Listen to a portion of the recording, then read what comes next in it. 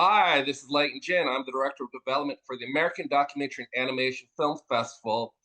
This is our first interview for 2006, and we have who I think is one of the most interesting men I've ever met. I actually met him before he turned in this film for us, which is a very important and very intriguing film.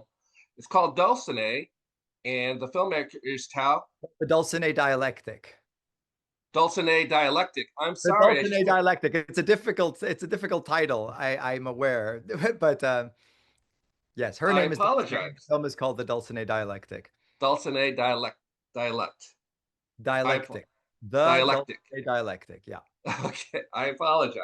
that's okay. And then I'm here with Tao Ruspoli, the filmmaker, and this is a very interesting film, also a very brave film because it's Tao and his partner Dulcinee, and they really open up in to me what I consider a very brave way.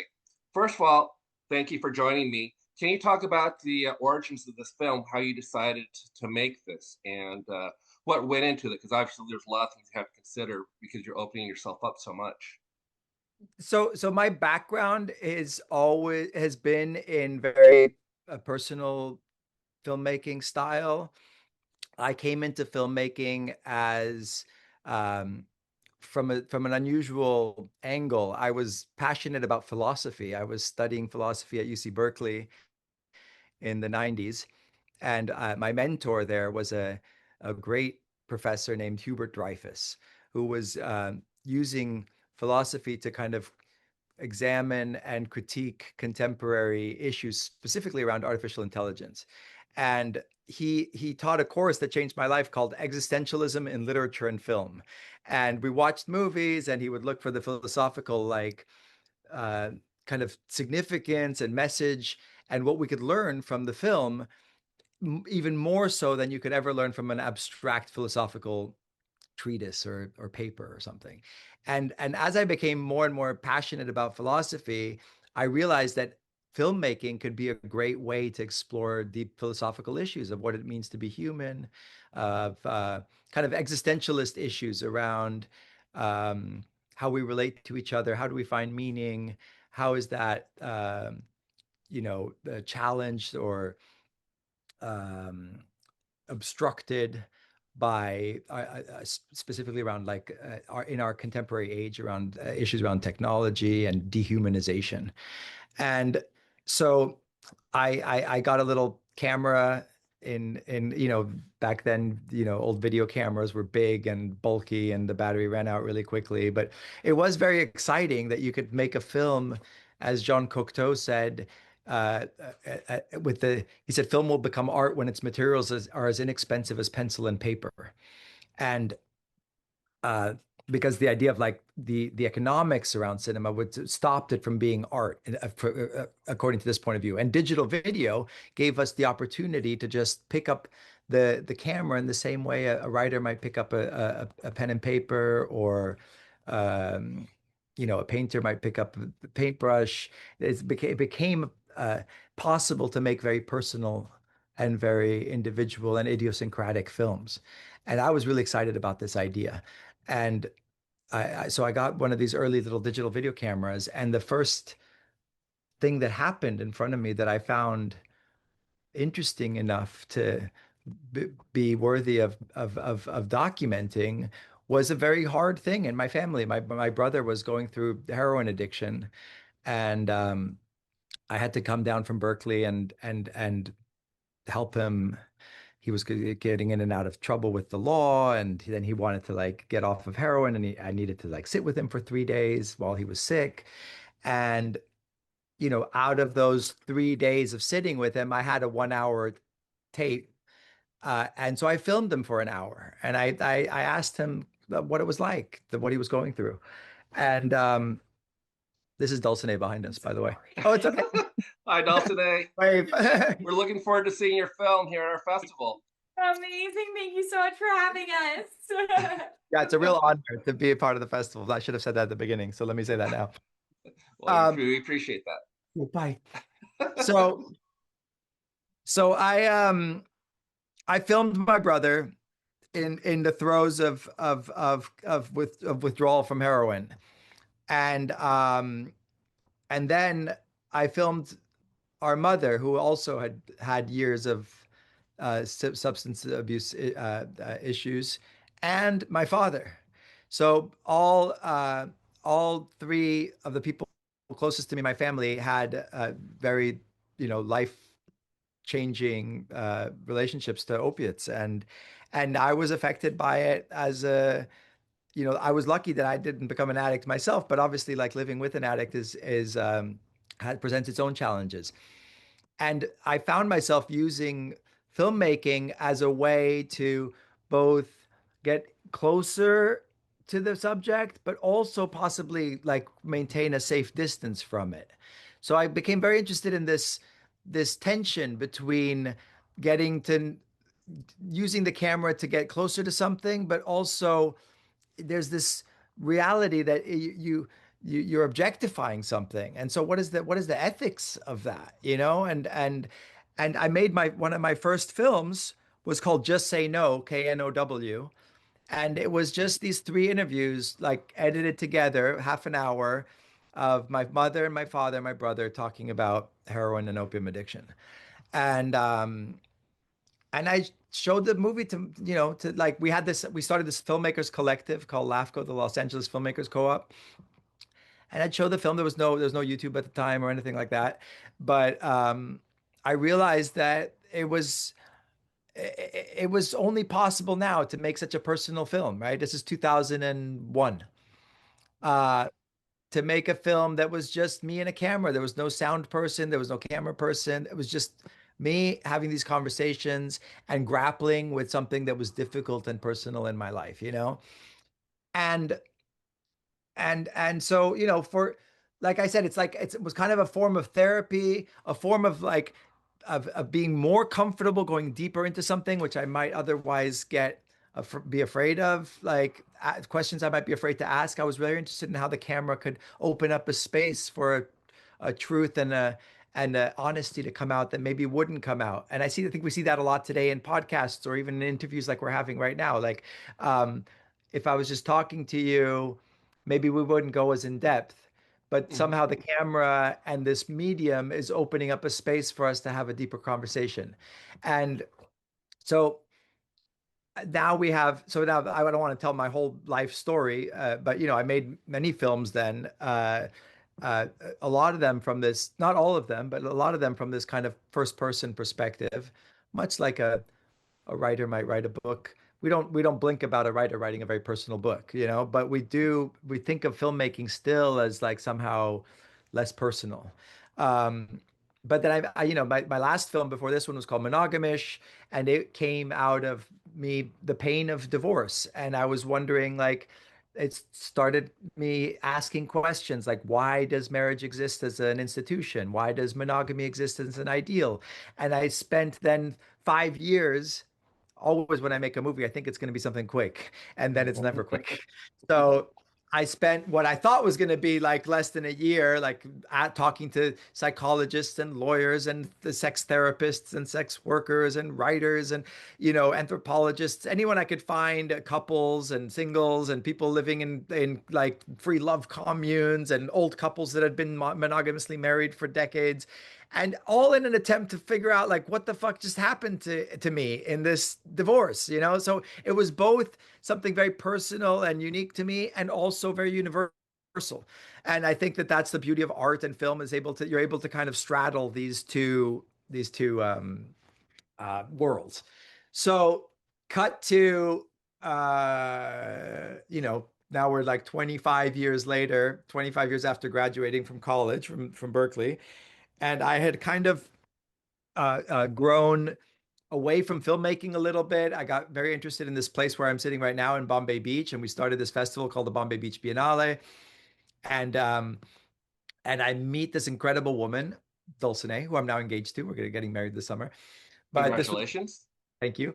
This was 5 years ago, and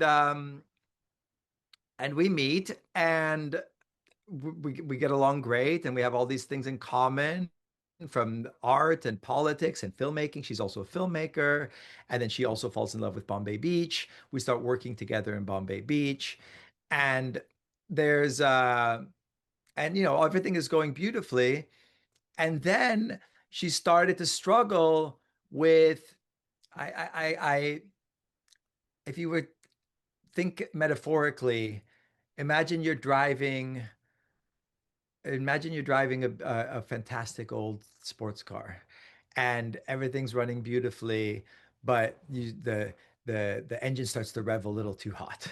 And suddenly I felt like that was happening a little bit with Dulcinea. She was like losing sleep, she was losing appetite, she was having incredible inspiration and energy around all the work we were doing, but it felt almost like overheated.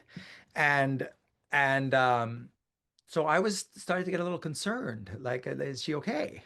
And also, I have this filmmaking instinct and this documentary instinct.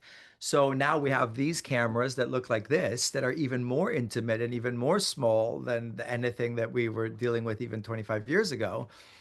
And I started to interview her about these experiences she was having that were like, in retrospect, and it later was diagnosed as hypomania, which is like a kind of border that it's like a functional mania, basically.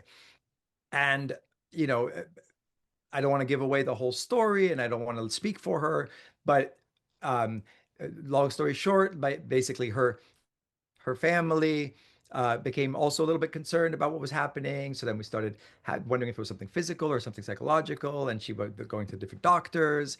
And through this time, she was also kind of documenting it herself, also as a way of processing it. And she would like say, "I'm seeking a director. I would like to." Um, I need to. I know something is happening here that's worthy of documenting. I don't know what it is. Anyway, she ended up being diagnosed with bipolar II, which I ended up learning a lot about in this process. I didn't know anything about it at the time. And we're both artists and we're both filmmakers. And so we started just not knowing what we're going to do with this, but just documenting the experience. I also have a podcast. So I interviewed her several times for the podcast.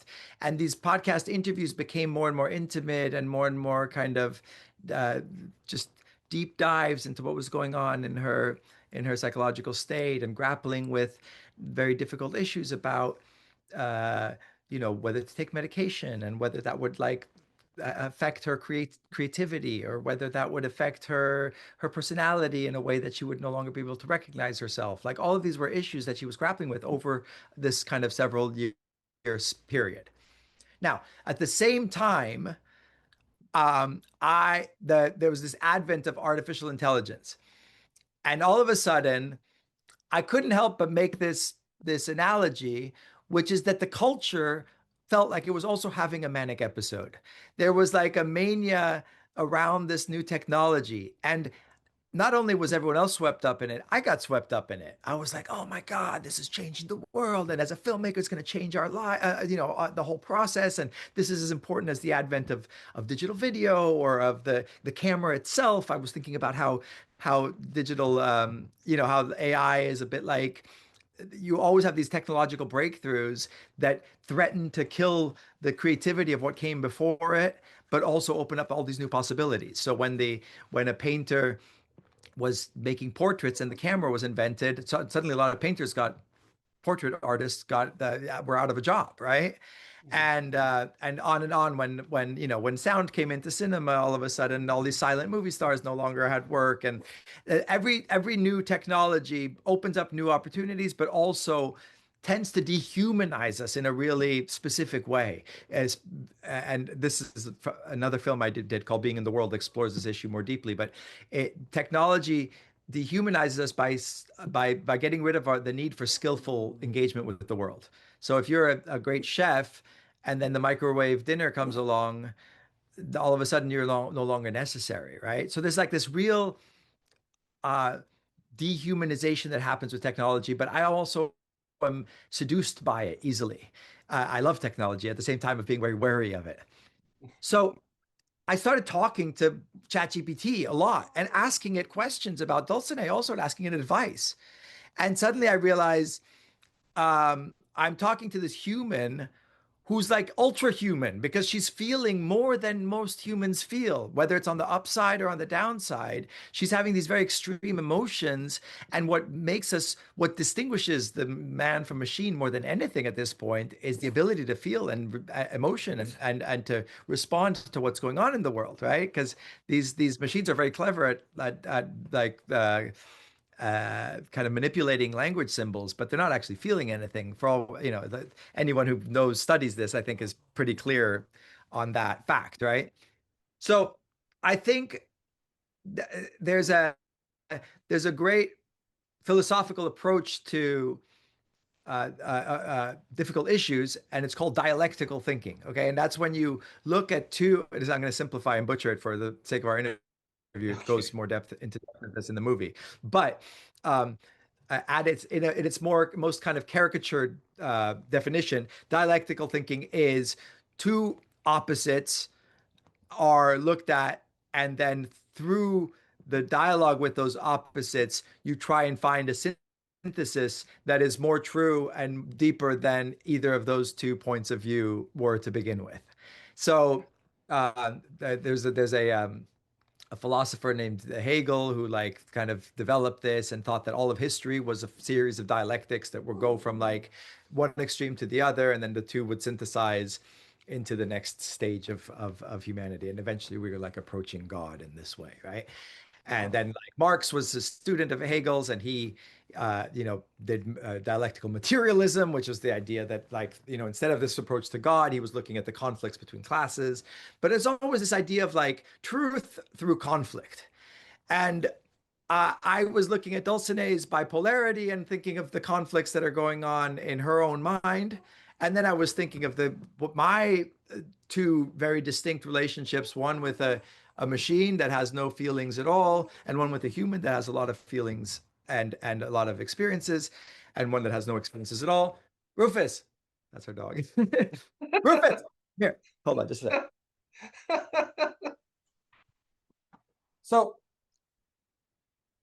So suddenly, again, these films develop not in the way a traditional film would develop, where you like have a plan, exactly what's going to happen, you write a script, then you have to hire a team. This was my grappling with these difficult issues, very personal issues, but also like widespread philosophical issues that our culture is facing. And slowly, this idea took shape that maybe we could learn something about what it is to be human by looking at Dulcinea in her bipolarity and looking at my relationship to her versus my relationship to the machine, and thinking about me as a kind of placeholder for the society at large, that is, as the viewer, as the observer of this situation, both that's unfolding in the culture and that was unfolding in my very personal life. Okay. And there's another thing that kind of sealed the deal for me, which is that Dulcinea is named after a character in Don Quixote, the great novel by Cervantes, the first modern novel in the 1600s and late 1500s, I think. Oh, I hope I get that wrong. Anyway, in Don Quixote, the hero Don Quixote takes a peasant woman named Aldonza Lorenzo, and he idealizes her and turns her into a princess in his own mind and names her Dulcinea. And Dulcinea is named after this character in Don Quixote. Now, this amazing thing happened. I talked to ChatGPT and I asked it about the name Dulcinea. What does it mean? And ChatGPT explains what I just explained to you about Dulcinea del Toboso is the name of the character. And then we get through our conversation to the idea that ChatGPT ends up saying to me, I'm like a Dulcinea, meaning ChatGPT. ChatGPT says I am like a projection of all of human desires and emotions, even though I have, like Dulcinea in the book, I have no idea about what's going on. It's all you humans who are projecting these ideas and these projections of what you think I am, which I'm not. I'm just a statistical machine that just like has very complex training based on a lot of language, but I have no subjective experience of my own, which is amazing that it can formulate this, but it's all a magic act, right? So at the same time, I have friends who are neuroscientists and philosophers and psychologists who think about this type of stuff. So I start talking to them about my relationship to technology, about my thoughts on ChatGPT, about what Dulcinea is going through. And all these experts are also friends of ours and are also experiencing what's going on with Dulcinea. And they also are asking me, Tao, why are you making a movie about this? What's wrong with you? Like they call me out because they're like, and Eric Kaplan specifically, who was getting his PhD at Berkeley when I was an undergrad, and has become a famous TV writer. He writes for Futurama and Big Bang Theory and The Simpsons, and he used to write for David Letterman. Just brilliant writer, brilliant philosopher. Also, it sits at this intersection of philosophy and entertainment or media production, creation, and he being someone who thinks about moral issues deeply, maybe more than I do, says, I don't know about the ethics of this undertaking your and you can see in the trailer he says when someone is grappling and in the throes of mental illness you don't need to make a movie about them, do you? Like you can just sit with them in the pain and be present. Like why are you like objectifying this experience and turning it into a movie for consumption, right? And so that's another dialectic, isn't it? Because it's like, is the camera, as I said earlier, a way for us to uncover a truth that is otherwise too uncomfortable to uncover? Is it a way to go deeper into a subject that you wouldn't otherwise go into? Or is it a way of distancing yourself from the thing and telling the person that is going through something difficult that this is now going to become public and this is going to become, something that critics look at and to tell this is a good movie or a bad movie. And that's what we like face when we like submit it to film festivals and stuff. So the whole point of the dialectic is that there is no easy answer or solution to this. The synthesis is not one or the other. Right. It's both, right? And it's both in a complex way. And is the technology something that dehumanizes us and takes us and makes us passive scrollers? Or is it something that we can use to make something deep and like interesting and that touches people? So these are all the questions that led to this making of this movie.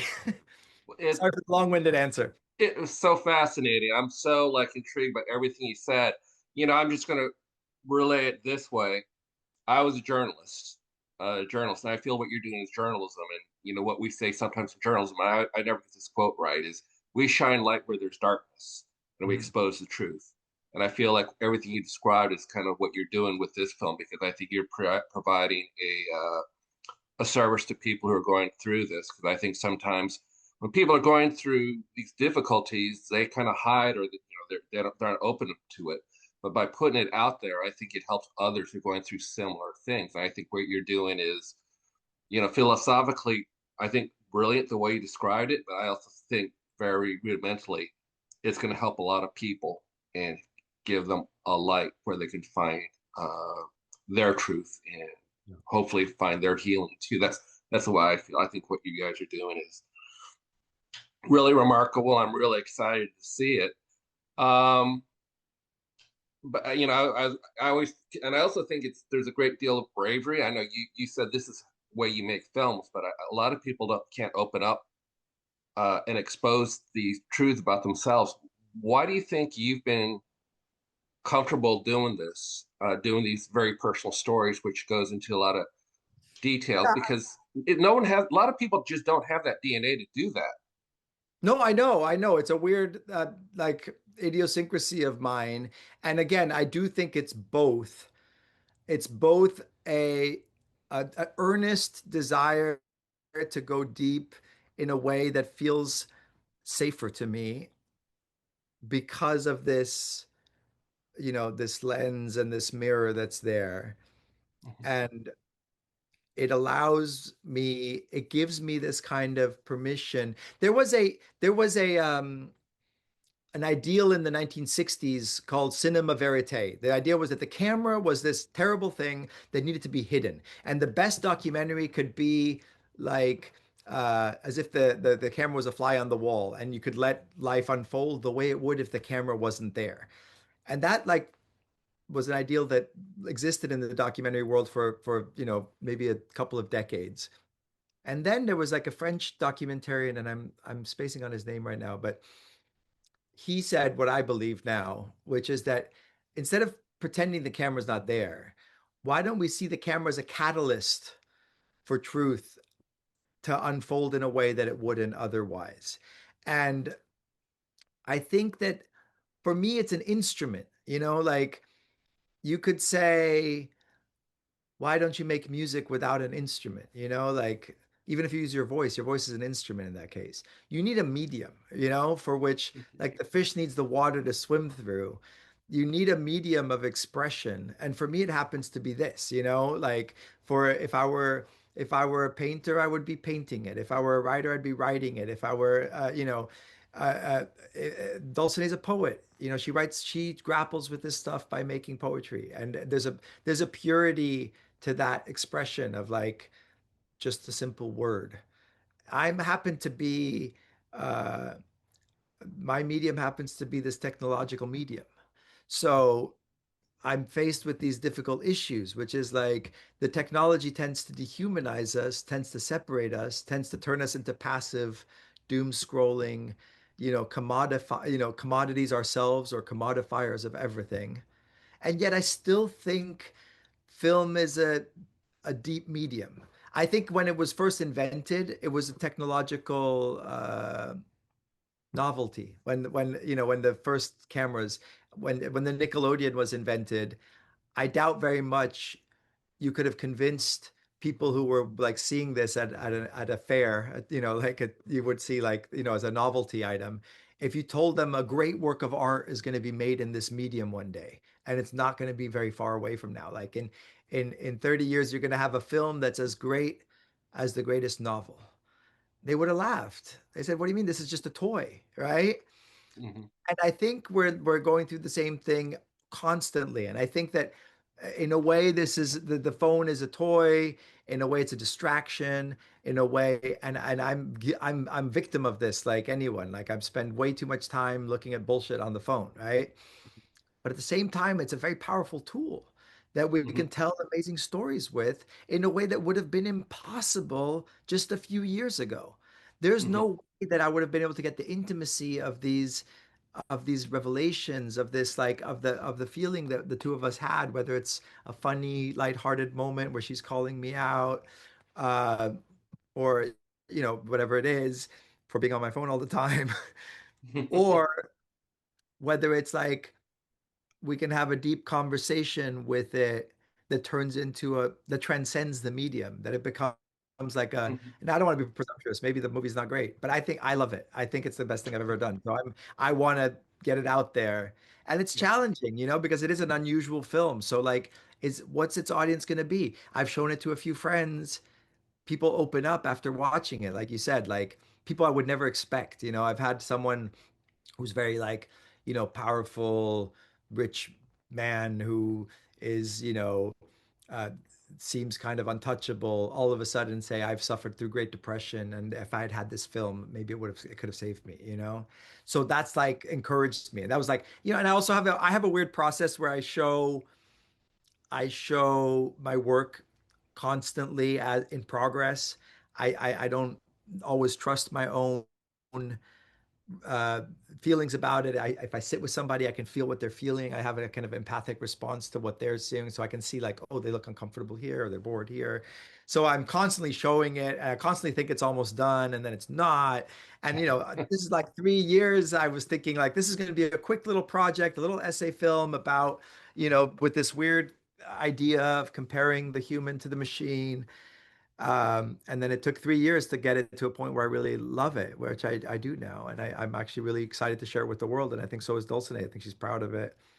And I think I that mean, if it's such a fascinating look because, like I said, I was talking about the mental health part at the introduction, but the AI part is, it really is fascinating how, like, the way you see the two. I didn't quite pick that up on your trailer, but the way you talked about it started to click for me. And I'm just think it's just such a brilliant way to look at a pressing question of our time because, mental health and AI are two of the big topics that we discuss in our society today. And the way you look at it, I can't wait to see how this plays out in the film and how it comes to life in your film. I think that's going to be amazing and very important, I feel. So I'm really anxious to see it. Thank Um, you. let's talk about some other stuff here. First of all, I'm gonna say this is a note, and I'll probably cut it out. I might be running out of time here, so if we get cut off, just sign back on, okay? With the same Okay. link.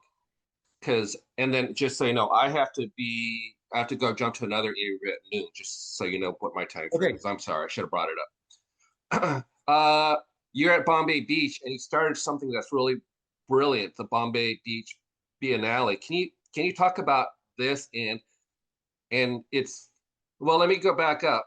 2 years ago, we had a movie that won an award here. It was called Passing Through by Sarah, Yeah. and you were a big part of that. And it does. I met you before I saw that film, and you talked about to me about the Biennale. Then I saw Sarah's film, and it's very obvious what a passion and love you have for artists and the space they occupy and the way they think and the way they create. Can you talk about Bombay Beach, how it was an inspiration for you, starting this Biennale and just being around such creative people who have some demons too. Yeah. So, um, I've always been interested in kind of liminal spaces, that are on the edge. Again, these are places, whether it's in conflict that we talked about in dialectical thinking, Mhm. or if it's like on the edge between two worlds, I think there's a fertile philosophical ground and creative ground. And after, graduating from Berkeley and doing different projects, always looking for the next thing to kind of document and do, I was in a bookstore and I see this a cover of a book with like a airstream rotting into like this orange puddle of kind of toxic looking liquid, and it says something about the Salton Sea on the cover, and I was like, what's the Salton Sea? And I grew up mostly, I'm half Italian, so I grew up in Italy partly, but most of my life has been in Los Angeles, and I look up the Salton Sea and I say, my God, it's the largest body of water in California, and it's only 3 hours or 180 miles away from LA, and I'd never heard of it. How is this possible? And and then it's like trailers and kind of American dream gone wrong. Uh, it's the desert, but it's also water. Like it's all these interesting contradictions, and I was just totally enthralled by this place that I couldn't believe I didn't know about. It's 2008. So I immediately just get in my car and just drive to the Salton Sea. And I decided I'm just going to circle it with my camera, take pictures, and so I'm gonna circle the whole lake. And when you get to the eastern shore, all of a sudden you start seeing the kind of signposts of American civilization are suddenly in the rear view mirror. They just and all you see in front of you is like more and more decaying buildings, and then a kind of surreal element emerges. But first, in the names, there's a town called Mecca. Why is there a town called Mecca in the middle of the desert in California?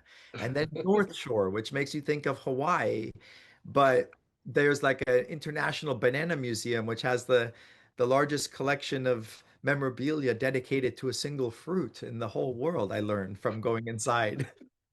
And then suddenly there's nothing else man-made.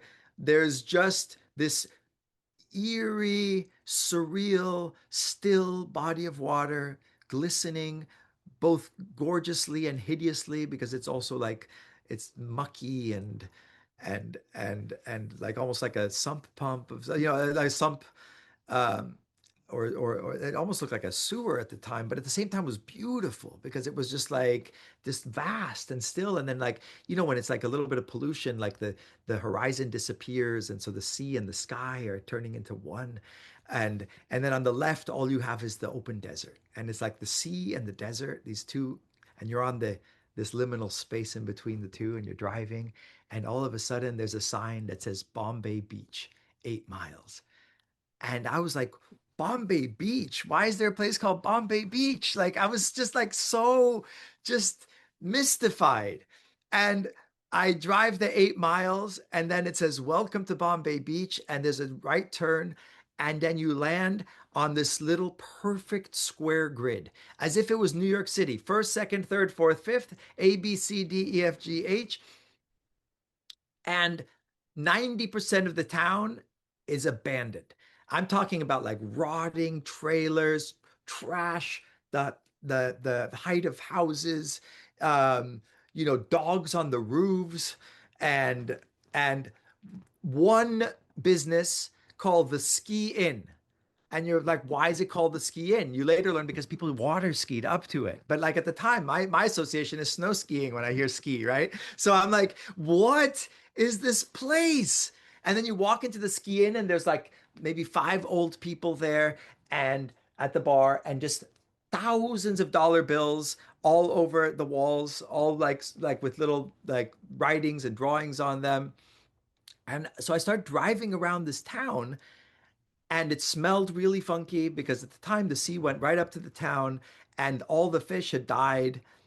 Um, and so there was like literally millions of dead fish had like washed up on the shore and were like rotting. And you could literally, when you walk on this beach, Bombay Beach, like you're walking on like fish bones, thousands of them, like as far as you can see. It's just like dead fish, and the stench in the air, and it's just like, and and there was, I wanted to stay the night there, but you couldn't. No motel, no tourists, no art, no art. I have to make this clear because now it's become so defined by the art. But like there was not one sculpture, not one, painted house. It was just, uh, you know, a few old residents that had like been there for decades, a few people who had just like landed here because they literally had nowhere else to go. And you could buy a house. You would see for sale signs that were like worn out, that had been there for decades. You could buy a lot for $500, and you could buy a house fully furnished for $10,000 to $20,000. So I get home, and I was married at the time, and to this very glamorous woman. Mhm. And I found this place. It's incredible. You got to come see it. And I say, we should buy a house here. And she's like, why on earth would anybody buy a house in that shithole? Like, it's like a horrible place? So this was 2008. In 2010, I think, or 11, I got divorced. The first thing I did was buy a house in Bombay Beach, like within like a day. As my act of rebellion, of like my act of reasserting my identity, of like what I love is this weird place. Like I love this place. I don't know why I love it. I would leave and question myself and think, why do I love this place? It's too weird. It smells bad. There's nothing there. But then I'd like bring some friends there back, and now I have a place to sleep too. And at the time, I had this wonderful Irish girlfriend from Belfast. She hated LA because I thought of it so superficial. She loved Bombay Beach also, and because it felt real, because despite everything that can go wrong in the world has gone wrong in Bombay Beach. When you think of financial collapse, you think of ecological collapse, you think of like agricultural runoff, you think of income disparity, like the disparity that exists in our culture between the rich and the poor.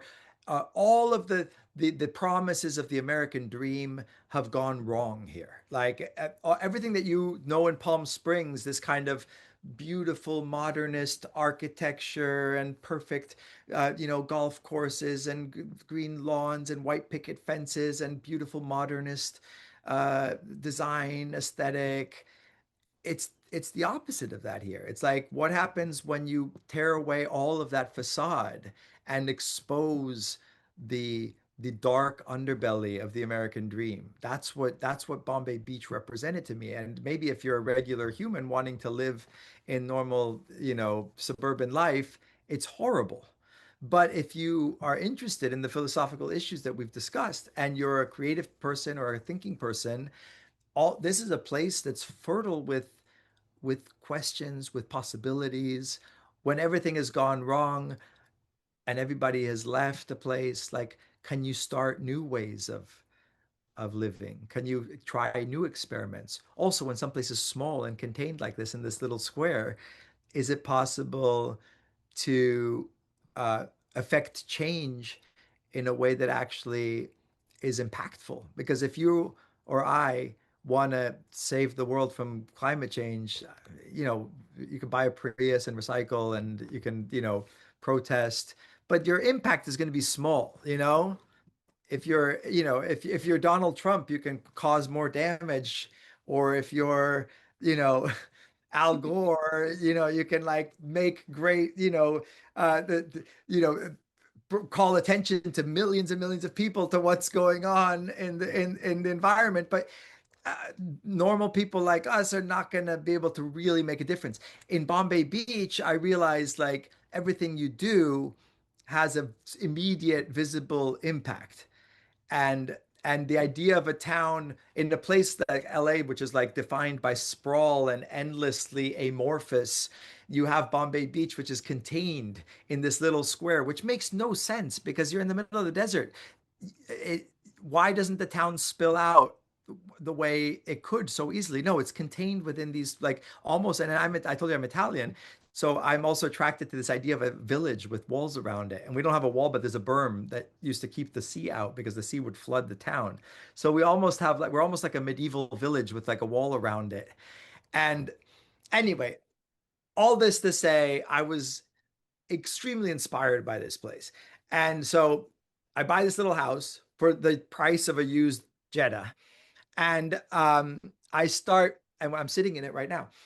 Um, I start bringing friends here, and one of my friends is in the Dulcinea dialectic. His name is Mark Rathall. He's a professor of philosophy at Oxford, but he was also getting his PhD at Berkeley when I was there, and I gravitated towards him and Eric Kaplan. They're both in the film in the Dulcinea dialectic, and I bring Mark here and I ask him what would it take to put on a philosophy conference here? I think this is a really philosophically interesting place. And he looked at me like I was crazy, but he also said, it wouldn't take too much because philosophers love to talk, and if you invite them and you give them a place to talk, they'll probably come. So that was like idea number one. I thought like, wouldn't it be great to do instead of philosophy conference in the uh, you know a boring conference room or classroom, to be in a place where philosophy really matters. Like what does it mean to be human in our age is a question that's really pressing here. Like it's an open-ended question that has like the way you answer it really matters. So that was idea number one. And then I reconnected, and then I was making monogamish, and I met this extraordinary woman named Lily Johnson White, and she's in the film, and we became very close. And she is a patron of the arts and sits on the board of a lot of arts organizations like Creative Time that are interested in public art. And um, so I connect with her, bring her to Bombay Beach, and then I connect with an old childhood friend of mine named Stefan Ashkenazi. He was he owns a hotel called the Petit Hermitage in West Hollywood, and he's like the Dali of the hotel world. Like he's really imaginative and throws these very surreal events and kind of pushes the limits of acceptability in ways that are super interesting, like that press against like expectations of what a hotel experience is meant to be like. And he has just great imagination. And it turns out that he was thinking about doing a kind of art event in the high desert in like pioneer town of Joshua Tree, which is more kind of traditionally beautiful. And it turns out his girlfriend at the time was telling him about Bombay Beach and how interesting it would be to go to Bombay Beach. And I'm telling him about this place, Bombay Beach, that I followed. So he's like, what's this Bombay Beach place? So his girlfriend Arwen and I drag him to Bombay Beach. And suddenly he said the idea shifted in his own mind from communing with nature to commiserating with it, which I think is like encapsulates what's going on here perfectly. Rather than seeing nature as this beautiful backdrop that we can just idealize, the idea that nature is fragile, that nature is, that what humans can do can be very wrong, that we have opportunity to kind of transform what's going on and like again commiserate with nature. Um, I thought was just such a brilliant take on this. So long story short, Stefan, Lily, and I co-founded the Bombay Beach Biennale 10 years ago now in 2016 with the idea of bringing philosophy, art, music, ballet, opera, like all the things you would least expect to see in a place like this. Let's bring professors from Oxford and Harvard, and let's bring the premier ballerina of the San Francisco Ballet, the Russian ballerina, to dance in front of an abandoned building in Bombay Beach. What could be more beautiful? What could be more unexpected? And so we started not knowing if it would have any traction. But after, the first year, which we called year zero, it was an experiment. 150 artists were involved. It got all this press, like it got written about in the New York Times. Like it was just amazing. And we're like, wow, this is like really resonating. And it's resonating because we live in fucked up times and we have like I said, the problems of the world are harder and harder to sweep under the rug. And here you're really faced with them. It's impossible to sweep them under the rug the way you might in West Hollywood, but you're faced with them every moment, and um, and you can affect real change. So that was the idea, and now we're about to celebrate the 10-year anniversary of the first Biennale, and it's Congratulations. a huge thing and the Dulcinea Dialectic is premiering very near. We don't say the dates anywhere. So, but it's a wonderful coincidence for us to premiere it and be working on the Bombay Beach Biennale in close proximity. Let's put it that way. It's great, Tom. We're running out of time, and I want to ask you this one question. We didn't really kind of mention it, but there's some fascinating. Like I said earlier, you're one of the most fascinating people I've ever met. Thank you. But you talk about monogamous, about your divorce, and I will mention that you were at one time married to Olivia Wilde, and that in Italy you have some nobility, uh, stuff like that. So when I think about that, and I read about you before we ever met, because I think they were saying Olivia was married to a guy who was a prince or had a princely thing and stuff like that. Probably more for clicks than anything. But can you talk to me about that world and then the world here of Bombay Beach? Because you have a chance to walk both sides, and you pick the side most people would pick. Like if I had your options, I'd probably go the other direction. You Yeah. picked to go take a look at Bombay Beach and stuff like that, and it's fascinating. But can you also talk to me how you gravitate towards that? Yeah, I can see it talking to you, listen to you, but can you explain it from your perspective? I think we should wrap it back to the dialectical thinking since we are promoting this film here ostensibly, even though I've gone on a million tangents, and I apologize for that. Um, Sorry, not sorry, as they say. Um, Yeah. but as I think the through line of our conversation so far has been living and embracing contradiction, right? Mhm. And what can we learn by by facing contradiction instead of like avoiding it? And so I have not thought this before, but it occurs to me at the end of this conversation that there's another big contradiction there between the life I grew up in with my father, and I also had two very different existences with my mother, who was a young American artist, and my father, who was this older Italian aristocrat, playboy, prince, kind of bon vivant. That they say he inspired La Dolce Vita and was friends with Fellini and Cocteau and Picasso, and Dali was one of his best friends. So he was an extraordinary figure. He would be 102 if he was still alive now. Um, and so I grew up like back and forth between California, living with my kind of hippie artist mom, and going to spend the summers in this castle in Italy, um, that my father's like slowly squandered his whole like 1,000 years family patrimony because he never worked a day in his life and he lived this very extravagant, decadent life. And I love having those roots and that history, but when we talked about the ability to make change, and how difficult it might be in a place even like LA, it's even more difficult in a place with thousands of years of history where everything is rightly held as sacred and precious, like everything is everything is very difficult. You can't move a wall. You can't paint the wall, of the castle without getting permission from the government. Thank God you don't want like it's like changing things like that there, right?